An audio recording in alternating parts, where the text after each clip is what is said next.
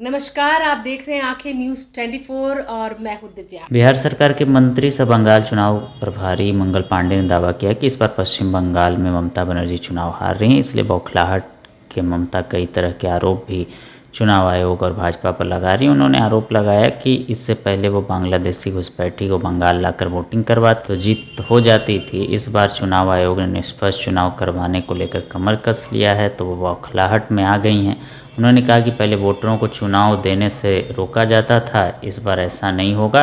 उन्होंने कहा कि ममता दी इस बार चुनाव हारेंगी, बंगाल की जनता ने मन बना लिया है। और उन्होंने क्या कुछ कहा, सुनिए इस वीडियो। जब से चुनाव की प्रक्रिया शुरू हुई है, आप लोग देख रहे होंगे कि हर काम जो चुनाव को पारदर्शी तरीके से करने के लिए किया जाता है, फ्री एंड फेयर इलेक्शन हो इसके लिए किया जाता है, तो ममता बनर्जी को और उनकी पार्टी को आपत्ति होती है। और पिछले 3-4 महीने से लगातार जैसे उनका हर बार का चुनाव के समय का प्रैक्टिस रहा है कि वोट को धमका के अपने पुलिस बल की मदद से लोगों को बूथ पर जाने से रोक के, बांग्लादेश से लोगों को बुला के घुसपैठियों को मतदाता बना के वोट करा के सत्ता में आती रही है।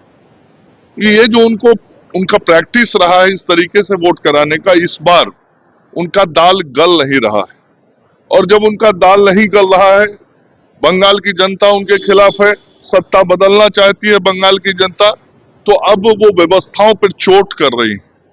चुनाव आयोग सदैव इस देश में और विभिन्न राज्यों में निष्पक्ष चुनाव कराता रहा है और अभी हाल में बिहार में भी चुनाव आयोग ने बहुत ही निष्पक्षता के साथ चुनाव संपन्न कराया।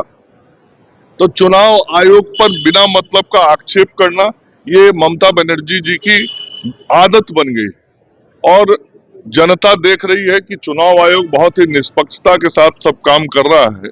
इसलिए ममता बनर्जी को ऐसे चीजों को छोड़कर जनता के बीच जाना चाहिए।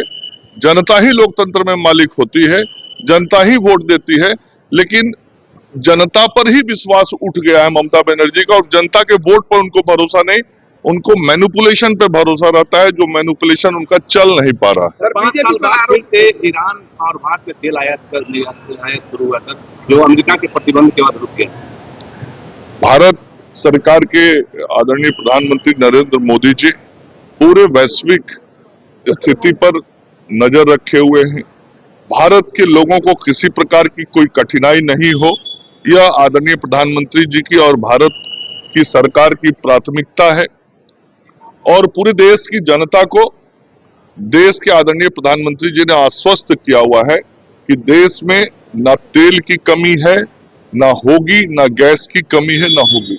इसलिए देश की जनता के लिए जो भी भलाई में काम करना है, निर्णय करना है, वो भारत की सरकार कह रही है कि बीजेपी बाहरी वोटरों को पश्चिम बंगाल में जोड़ रही है। ये तो बांग्लादेशी लोगों को पश्चिम बंगाल के अंदर बुला के घुसपैठियों को वोटर बनाने का काम ममता बनर्जी ने किया है। और ये जो एसआईआर हुआ उसमें भी बहुत क्लियरली पता लगा है कि किस तरीके से विदेशी घुसपैठिए इस देश के अंदर आके मतदाता बन गए थे, जो पिछले कुछ चुनावों से मतदान भी कर रहे थे।